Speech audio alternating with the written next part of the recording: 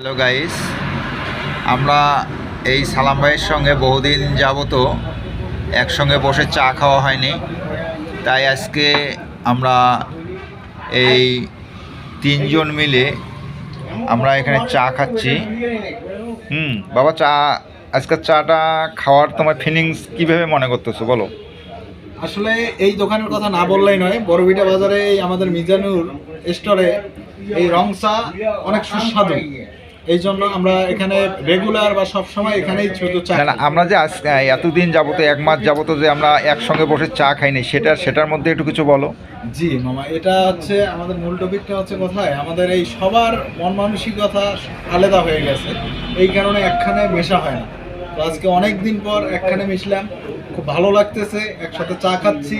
বিশেষ করে সালাম ভাইয়ের হাসি, যেই লোকটা আমাদের মন ভালো করে আর কি। ভাই, আপনি কি দুধ চা খান না? আমি দুধ চা